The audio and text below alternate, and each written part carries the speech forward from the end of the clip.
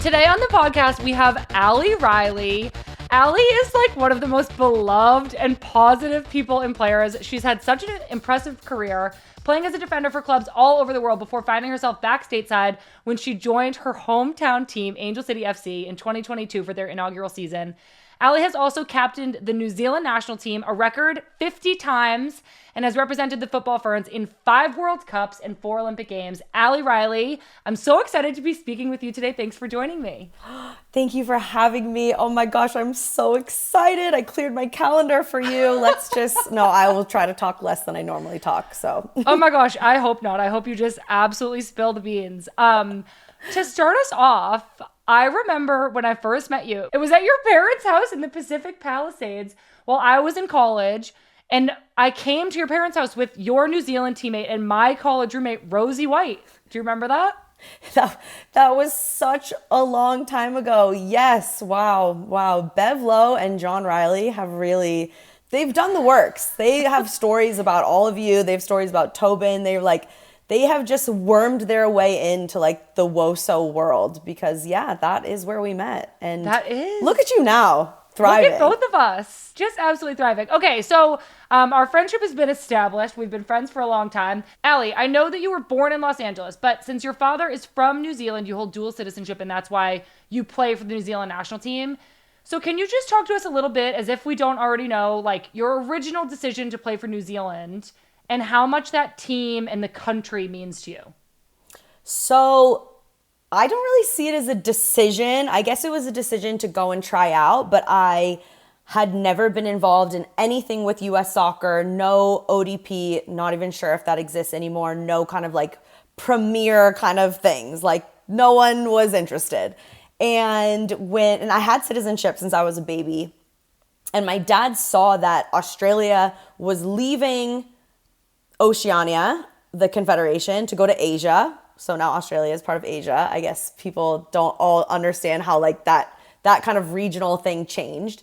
And so New Zealand had this opportunity, especially on the women's side, to get the bid for the World Cup and the Olympics because Australia for kind of the prior 10 years had just become that dominant Oceania team. And so investment started going into the New Zealand national team and they formed an under-20 team. So that was the team that I went and tried out for, sent over a DVD to New Zealand to John Herdman, who of course was the under-20 coach that was named. And so, tried out, flew to Australia, didn't know a single person, had the time of my life, and John became the senior coach. And called up a bunch of my teammates and me to be on the senior team. And it never crossed my mind to say no to a senior cap and then the 2007 Women's World Cup in China. So it wasn't really I never thought that I would get called into the US team, never thought to wait for that call up. I just took my chance to play for a senior national team and to represent New Zealand at a World Cup. And I'm so glad I did. And I think before that, so much of my time in New Zealand was spent in Christchurch with my grandparents, but my dad is white. Some people think that I'm native New Zealander, but I'm Chinese. That's my mom's side. So my experience of the country and New Zealand culture was very much shaped by my grandparents who were white and the Pakeha experience, which is very different than Maori experience. So as I started playing for the national team, even though we didn't have a really diverse team, as we've seen all around the world, diversity in soccer is growing, and especially in women's soccer. And we're seeing it, of course, on the U.S. women's national team. But that has grown a lot in terms of, diversity and opportunity, and I think just awareness. And so as my time on the national team, in all of these years, I have learned so much more about the country, such important things about New Zealand's history, appreciate so much more about the country than I did growing up. And all of that, I think, culminated with hosting the World Cup last year and how amazing it felt to represent New Zealand, having such a better understanding of who I am and who we are as a country and what is so beautiful and important to share about my country. And so that's kind of where I am now in terms of understanding New Zealand and wanting everyone to visit there. And I think people really loved the World Cup and did learn a lot, and everyone wants to go back, or like if they couldn't go for the first time. And Lucas and I really want to travel the whole country for a stop on my retirement tour, whenever that may be. Lucas is your fiance. Lucas is my fiance. Okay. Yes, we're getting married in January. Oh my gosh, that's so exciting. Congratulations. Thank you. Well, so I've actually been to New Zealand, Allie, for my U17 World Cup in 2008. Yes. And I loved it so much. I had the best time. I want to ask you more about the 2023 Women's World Cup that New Zealand and Australia hosted together. You have been to 5 World Cups with New Zealand. You've accumulated 163 international caps. You're the second most capped woman in New Zealand football history, behind Rhea Percival. And on July 20th, 2023, you captained New Zealand in the country's first World Cup victory ever, hosting the tournament. In the opening game of the 2023 Women's World Cup, New Zealand beat Norway 1-0. Hannah Wilkinson scored the opening goal of the tournament in that game while New Zealand was co-hosting. Allie, when that goal went in and the crowd erupted and you're in New Zealand, how did you feel? Well, I was happy, but I knew the game was far from over. So there was no, I mean, we celebrated the goal like there was no tomorrow, but I mean, that there was game left to play. And Rhea missed the penalty. We were being we were bunkered in the last probably 10 and then 5 and then the, additional time. It was so stressful. So I would say, yes, it was great when we scored, but I was just happy we scored, but did not celebrate like we had won the game. And then when we won, it was so surreal to play at 5 World Cups and for 17 years and not win a game at a World Cup. And I mean, it's kind of a sad statistic, but just so you understand the context, and I think playing at home made it extra special because so many of the players that had played for New Zealand before were there. Oh. They were at that game and they got to be a part of it. And a lot of our messaging was about, this is for you who came before us. Mm-hmm. Whether we win or not, we dedicate our efforts, mm-hmm. and our pride and our honor to you. And so to be able to actually have something, that result, that reward, and to really dedicate it to them, while at the same time, what we always want to do is inspire the next generations. But I think to really honor those ones who came before us was one of our big priorities. And for them to be there in that stadium when we did it was one of the most important things for me. Oh, that is really amazing. It honestly really reminds me of kind of the US's relationship to the 99ers and how all of our individual success and success as a team, we feel so indebted to what they did for soccer and in setting us up, even in not just winning, but fighting for equal pay and establishing new standards. I think you so understand that the women who came before you built the platform that you're standing on. And so I love that those former players got to be there for that game and that first victory. I want to know, I think that was the game you were so emotional after, and I remember there was so many pictures of you going viral because you had painted your fingernails rainbow to support the LGBTQ plus community at a tournament where FIFA had excluded the rainbow colors from the captain's armband. So I wanted to ask if you could tell us a little bit more about why you felt so called to find a way to support this.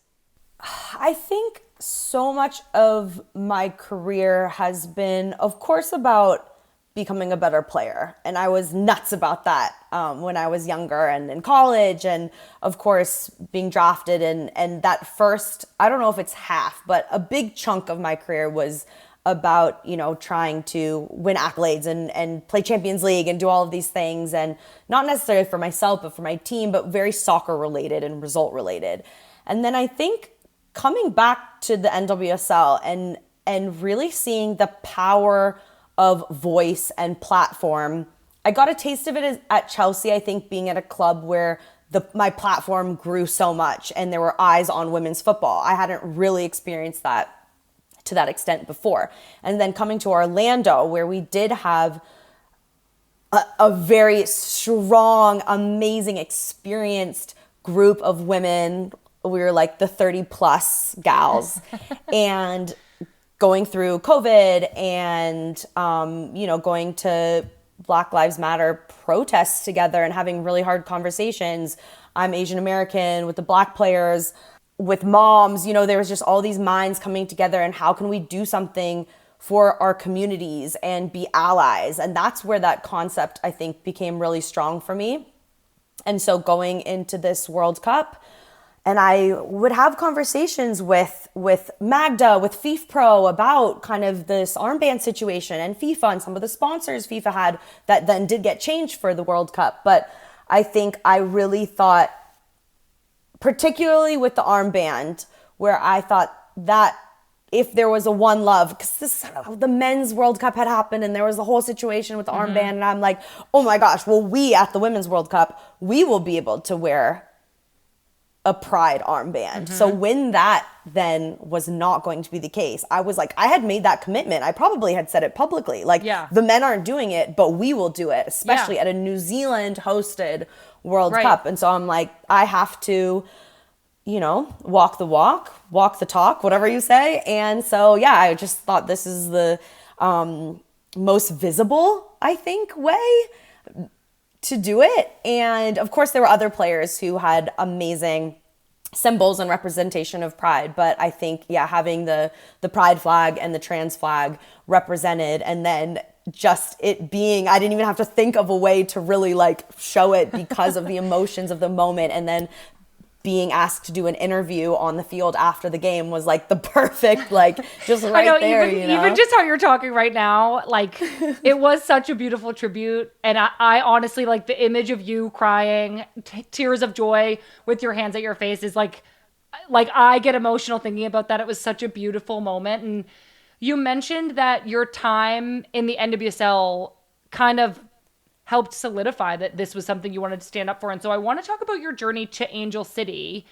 Like you mentioned, you've played your club football in so many different countries in like Sweden, England, Germany, different teams in the NWSL, but it kind of feels like your path was always leading you back to LA to play for Angel City. And watching you get to do this has been one of the most emotionally joyous parts of this league. Like, I think everybody is so happy for you that you're there.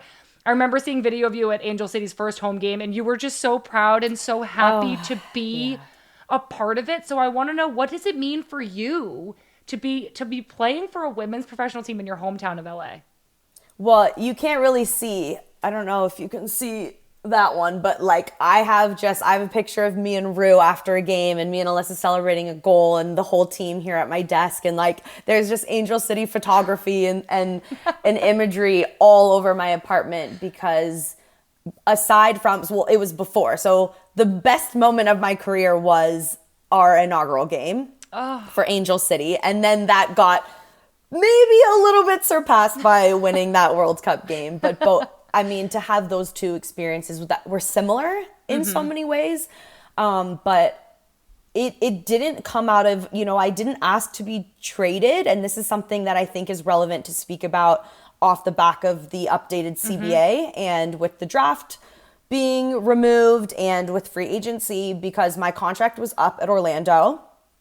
I had spoken to GM who was fired, and she had said, we want to keep you, we want to give you a big contract, we love you here, the community loves you, you're a huge part of this, we are invested in you, and Lucas was potentially going to move over. Like, I had really almost counted, I believed this person, I believed that she spoke for the club and their wishes. And so at the end of that season, my contract was up, and then the next GM who came in said, we have no need for you, you wouldn't see the field, you wouldn't even travel. This was at in December. You wouldn't even travel? No, I wouldn't travel. And he had also said really negative things about me to a lot of people. And so I was like, at that point though, they still own, like, the league owns you, and Orlando owned my rights, and so I couldn't really speak to other clubs, and I didn't know how it worked. And this was only my first season playing in the NWSL, so I didn't know the rules. And so I was left between contracts, or like once my contract went up, so I didn't have a salary coming in, I didn't have insurance, I was scared to train because I didn't want to get injured and then not be able to get a new club. And yeah, so again, going to kind of like how it all maybe was meant to be was just when Angel City came in and Orlando was like, we don't want this player essentially. And they were like, yeah, we'll take her. But they didn't have money because the roster was almost set. And they were like, we also have a lot of defenders and fullbacks and like, you might not play a lot. And I was just like, I want to go home. Like, this was such an awful experience. I want to go home and at least have my family. I will make a life, like I'll make this into a great situation. I'll do whatever I can to try to get on the playing field and just fight for everything. And so that was my mentality coming into preseason. And so for that to be named captain and to have that first game and to win that first game, I think felt like it was a lot of emotions for me personally to get to that point, but also to be from LA and have this professional team there after the LA Soul, which had, had folded so many years before, and I had wanted to play on that team so badly, and I didn't get drafted and to that team. And so it was just this like amazing full circle, but also optimism and hope for the future and relief that we could prove so many people wrong, that you couldn't have a team in LA in the saturated market and no one cares about women's sports and all of these things. So it was a big moment. I mean, clearly, I'm curious if your experience in what happened with Orlando and before you went to Angel City, how does that make you feel now about this new CBA? Where do you feel like players are a little bit more protected from situations like that now? 100%. Now players, the free agency, we're just getting, you're getting all the emails. It's posted on social media. Who are the free agents? They can start speaking to clubs. They're in charge of their careers and they have autonomy, and it's so important. And people think that affects, because a lot of information is about the draft, because that was a big deal to be a professional sport in America to not have a draft.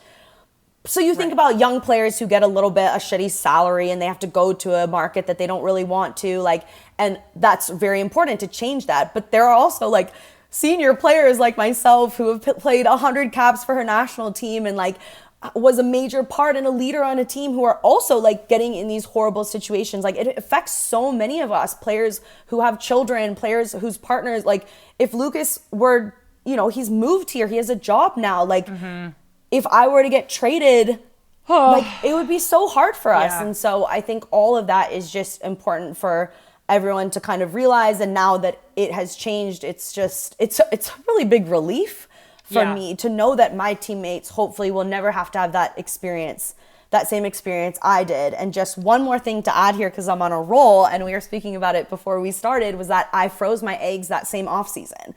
And so there was a period and I paid for it myself, there was a period of time where I couldn't train, and I was so stressed out, not just from the hormones, but because I was in between clubs then. I'm like, I can't tell the Orlando strength coach because they don't really want me anyways, and I don't want to tell the Angel City, I'm going to this club. I don't want to be I haven't been training for a few weeks. So that's also something that I don't want. It shouldn't be taboo. It should be something, there should be information, there should be support with fertility. And we do have a lot of players who are in an age range where thinking about these things could be really, really helpful if they do want to be able to have the opportunity or the option to start a family, and if they want to wait because they want to play, or if they want to do it and have support after. There's so many things that a lot of people might not think about because sport and soccer is male dominated and there are men making decisions, and these are things that we do have to think about as women. I'm so glad that you brought that up. I think you're so right that there needs to be more direction on freezing your eggs, care, strength training, pregnancy, post-pregnancy. That's something that you're absolutely right to point out that we need more guidance on. I want to ask, at Angel City's inaugural season in 2022, you started 19 of the 20 games. You also captained the team, but it was an expansion club's first year in the NWSL. And so I'm going to get to the environment that Angel City makes and how fun the games are and how incredible the stadium is. But I do want to know if there were any growing pains that went on that first year, and how did the club kind of address those? I think we're still going through growing pains, and Los Angeles is, there's not a lot of land. We haven't built a facility yet. And that first year was tough with field space. And the last couple of winters, there's been a lot of rain here, and we weren't able to train on fields when we were supposed to. There were a couple trainings that had to be moved to turf, and players weren't comfortable with that. We had situations with like locker rooms, and we took over Cal Lutheran's football team's locker room, and then like they were supposed to start the season, so like they needed to move back in the locker room where these like teenage boys like need their locker room back, and we had to get out of the locker room and move, and we've been in tents and temporary buildings, and that is just something we're still working with. And I think the sale of the club and the new ownership coming in, and I'm looking forward to having an opportunity when or if now the sale is final. I'm not sure where we are with that, but I think we will get an opportunity to meet Bob and Willow, and I am really excited to have new ownership, kind of how to take Angel City into like maybe the next phase where it's like we have a more stable like and set up training environment, and then look towards building a facility somewhere in this very crowded city. But I think just being compared to San Diego, who is of course our rivals with location, but also being that same year expansion team and their success, both season 1 and of course season 2 last year.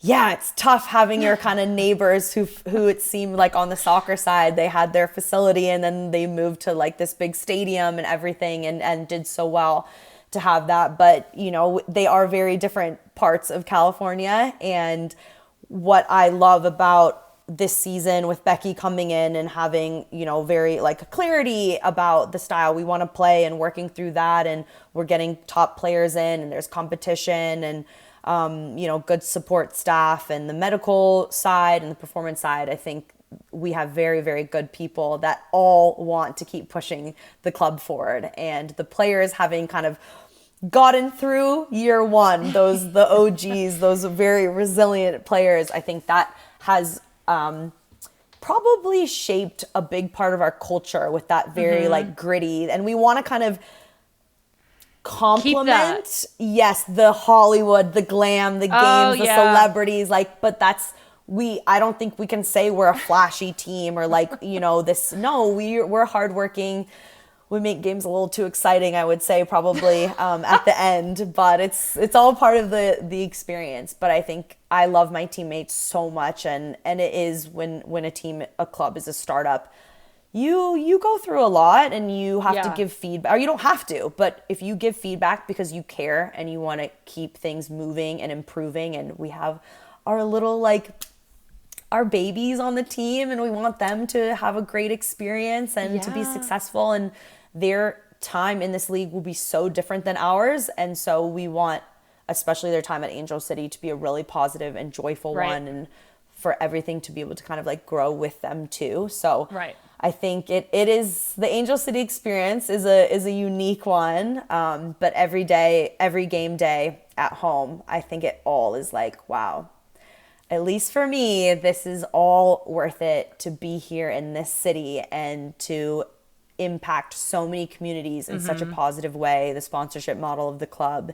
and the diversity of our fan base, our supporters, our players, I think has been really, really, really amazing and has made me really proud. Well, whenever Angel City wins the NWSL championship, which is inevitable, they will of course win someday. I hope it's soon, Allie, for your sake, but it makes me think about kind of that full circle moment when New Zealand won their first World Cup game. Like, those players will understand that Angel City's success was built on all those year 1 players who went in the Cal Lutheran whatever locker room and made it work. With the football team. Fighting with the teenage boys.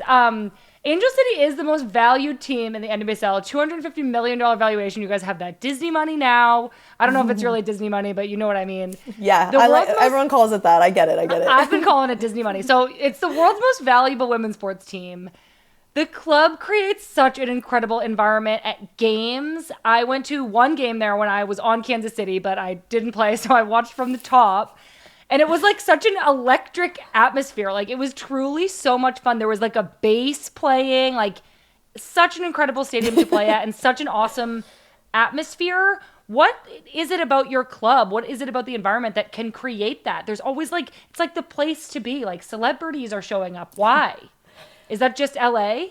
That's definitely part of it. And I think from the foundation of the team, from the actual in the like fabric that makes up this club, was all about empowering women, inclusivity, equity, impact in the community. And these are things that a lot of people get excited about. And I think that's what we've seen. And it's a club, an environment. It's family friendly, but still like it's electric. It's not like kids' birthday party. It's just a fun time for all, you know? And so I think the values of the club resonate with a lot of people, and not in the, oh, it's a women's team, let's just give them some money. No, it's, I want to be a part of this. I want to invest in this. I'm going to get a big return on this because people care about women's sports. People watch this team. And I think having Kristen Press and Sydney Leroux, such recognizable and meaningful players, the Thompsons, I just think it is a lot about community and representation, and people are like, yes, this is my team. These are the players that I want my children, whether they are young boys, whether they're young girls, whether they are non-binary. These are the role models I want for my children.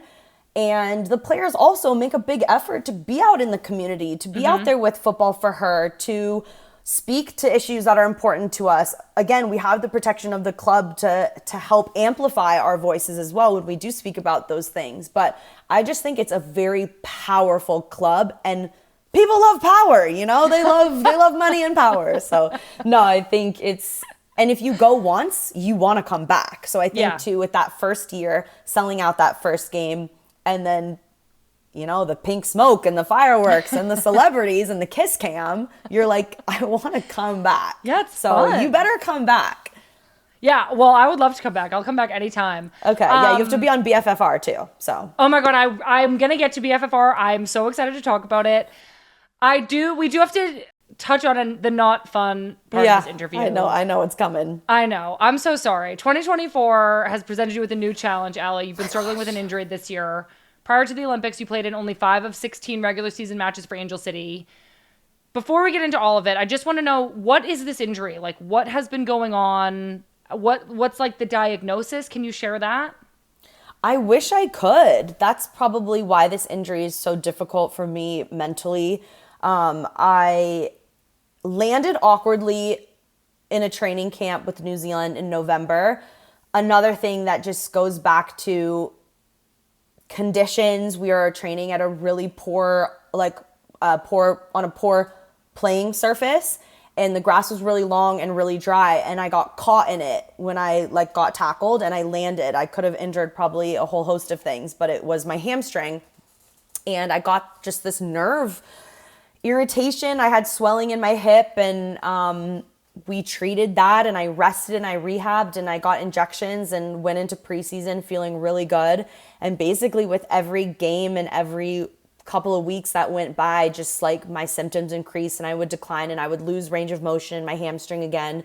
So it's a nerve irritation, I guess is what we're calling it. And I guess I call them zingers. I get zingers if I move my leg a certain way, and I would get those zingers walking, sleeping. It was pretty bad when it was at its worst.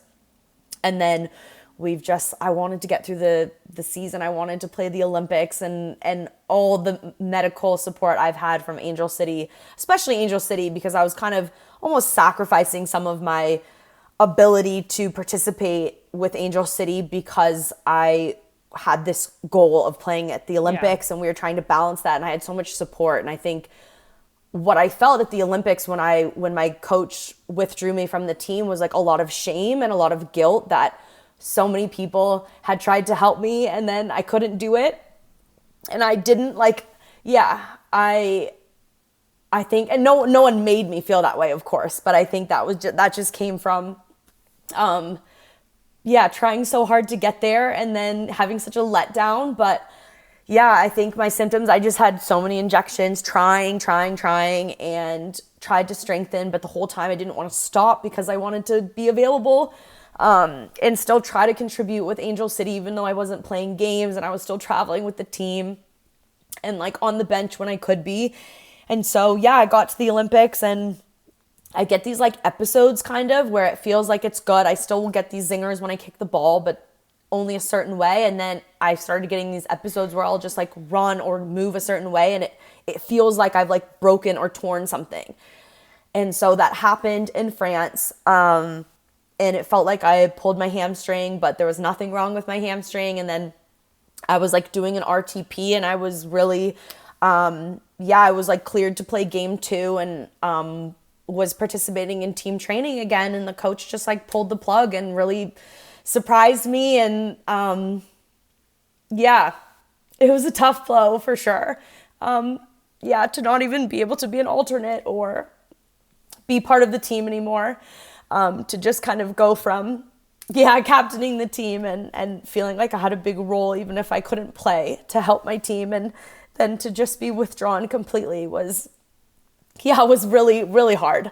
I think I went to the Angel City Summit right after. I went to Paris and I like left the team environment. And I think that was just a really important reminder of like who I am and what drives me. And I just needed purpose again. I felt really lost when I was like withdrawn from the team, and I met incredible people, saw so many of the front office staff and Natalie Portman and Julie, and to go there and be able to share my story and like why I love Angel City and my goals, I guess, as a player and like as a public figure, that like fueled me so much again. And I also met Khalida and other players from Afghanistan and heard about their experience trying to play for their national team. And I was like, oh my God, I can't believe I'm upset about having a nerve problem. And it was so like, I don't know. I think the universe just like wanted us to be in that room together. And I think that shifted my perspective so much. And Khalida and I want to try to put on a game together and like do something to also support the Afghani women who have obviously been displaced from their teams and their homes. So that really helped me. And then, so now I've just been rehabbing and we still don't really know. I'm just strengthening and basically trying to help my body heal so that doing soccer movements won't irritate my nerve. After all that sounds like such a simple thing, but that's where I am now. I am like a little bit emotional about this as well. Something that really stood out to me in what you just said was 2 things. One, that you felt guilt and shame that you couldn't do it. And then 2, how you so quickly, like it sounds like days, if not a day later, you got perspective on, like you had gratitude that you were able to play so much for your country and do so safely. And I think it strikes me a lot, Allie, because I hope that this is not a career-ending injury for you. I hope you find your way back to the field. I had a career-ending injury and I find myself like I still don't have perspective, and it's so hard for me to find the gratitude that you seem to find so quickly. And just hearing you talk about it, it's like so beautiful that you could come to that, not that it's a conclusion, but kind of move into a place of gratitude so quickly. And I guess I just want to like ask you more about that. Like, do you ever, even now you're back trying to get back with Angel City, do you ever feel angry? Do you ever feel that guilt and shame still? Like, how are you feeling day to day trying to get through this? Yeah, I think that's probably why I get so emotional talking about it, because I still I think about, my trainers and doctors and everyone who tried to help me, and then having to tell them like, I'm not on the team, and it felt like it was all for nothing. But the club has been so good about, Angel City has been so good about like making me feel valued and reminding me that I am valuable even if I can't participate on the field.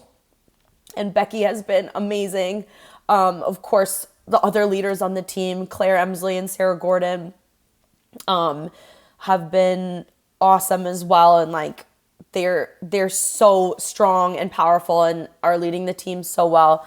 But they also remind me that I'm important. And I think that's really helped. That's something that I've wanted to do for my teammates in environments for a long time is, if you don't play, like there are a lot of players who don't get to play a lot or get injured or don't make the squad, don't travel. And I always tell them, like, you are still so important and you still mean so much. And like, who am I if I don't believe that? All the things I've been telling my teammates, you know, since Stanford and high school, like being a senior player on a team and saying like, you still mean so much and we can't be successful without you. Like, it's so funny how it's so hard to like take your own words. Exactly.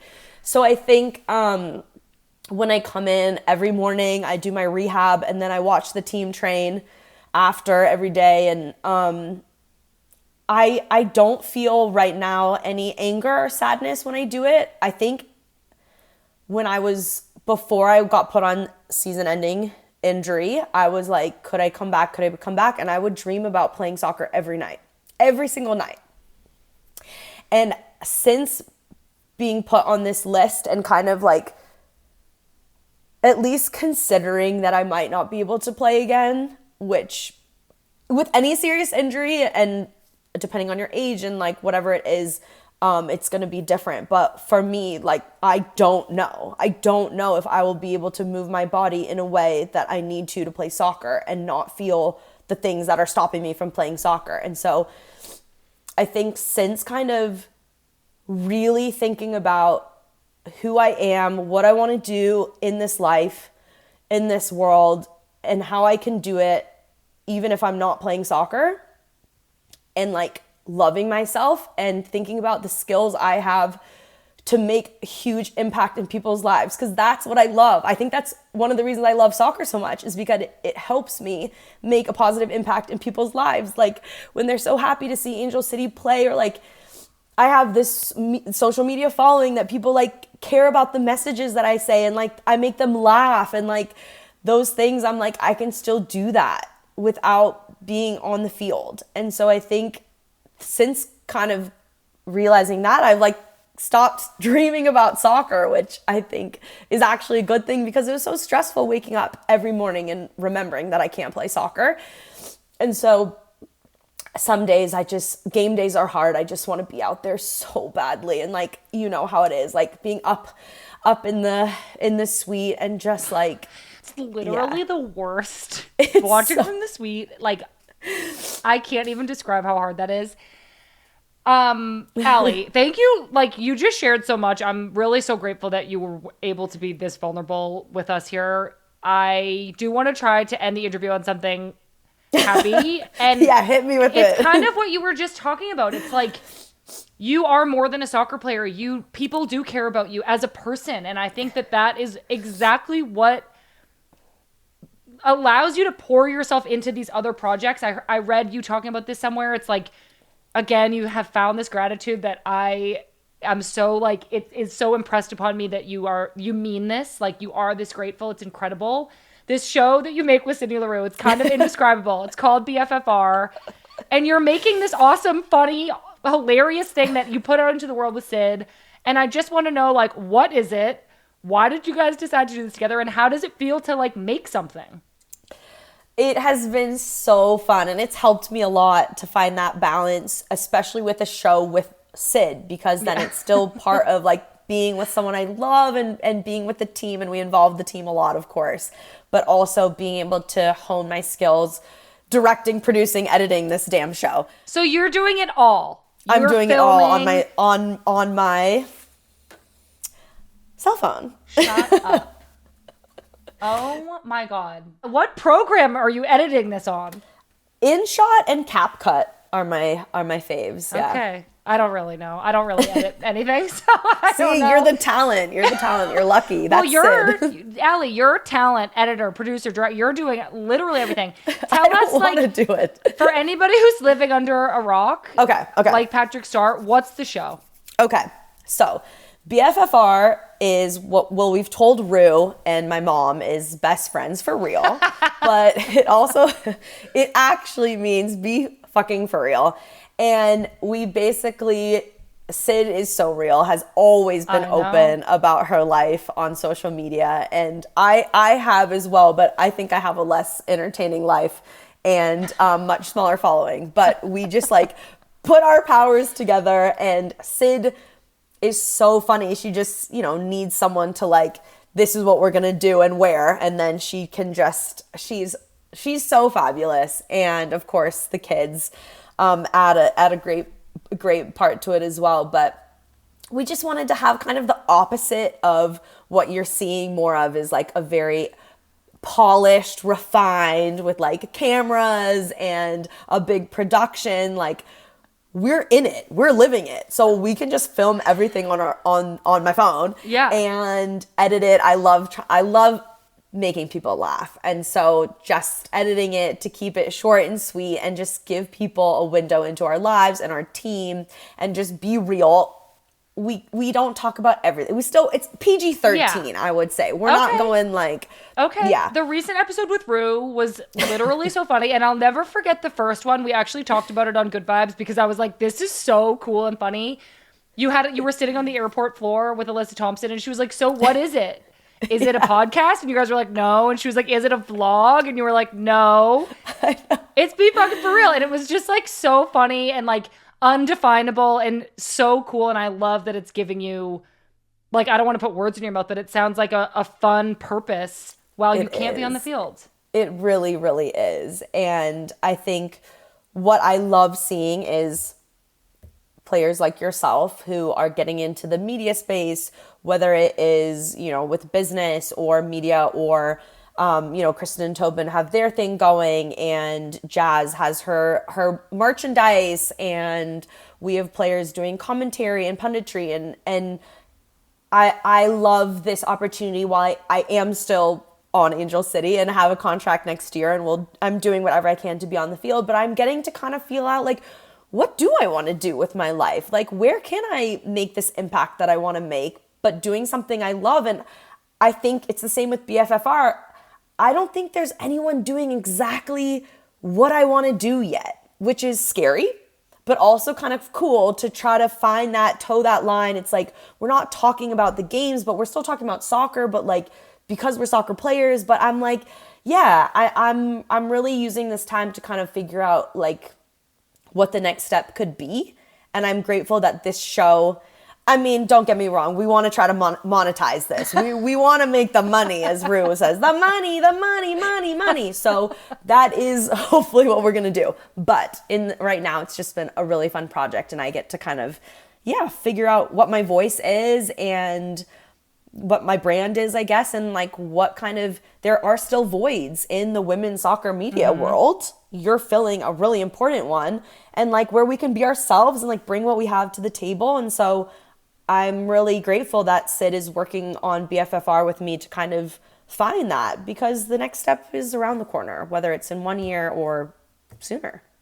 Well, whatever happens, BFFR is incredible. I will be watching every episode. I'm so grateful that you came on the show, Allie. It's like an honor to have the opportunity to talk to you about this and to hear your perspective on your injury. I hope that it resolves in whatever way is best for you, and I'm rooting for you both on the field and off. Hopefully we can do maybe a BFFR women's game crossover. I don't know. I just made that up, but I'm so excited. We have to. I know. Okay. Okay, perfect. Well, thank you so much for coming on. This has been so much fun. Thank you so much, Sam. Gosh, you made me bawl my eyes out. I'm literally so sorry. It's okay. Thank you all so much for listening. Allie is such a remarkable human. Her ability to find perspective and gratitude just days after being withdrawn from the Olympics team this summer was something that really struck me about her story.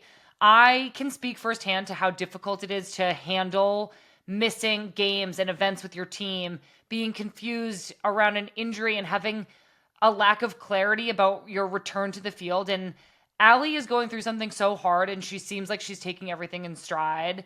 She's someone I need more of in my life. I feel like I could learn a lot from her. And so I'm really, really grateful that she came on the show and that she shared so much with us. I am also really grateful to all of you for being a part of this with us. So don't forget to call me at 855-611-4050 with your thoughts on the upcoming WSL season. You can find all of the questions that we want answers to asked again on our social media, Women's Game MIB on Instagram, Twitter, TikTok, and Threads. I'll be back this Thursday for Good Vibes with Lynn Williams. Then on Friday, make sure you check out our WSL preview podcast. Next week, we have Guro Wrighton as our Friendlies guest. We'll hear from her about Chelsea's hopes for the WSL season ahead with a new manager, Sonia Bonpastor. Plus, Guro told us about where she's from in Norway, her relationship with Sam Kerr, and she told us about her passion for painting. It was such a great interview, and I can't wait for you all to hear it. Thank you all so much for being here. We'll see you soon.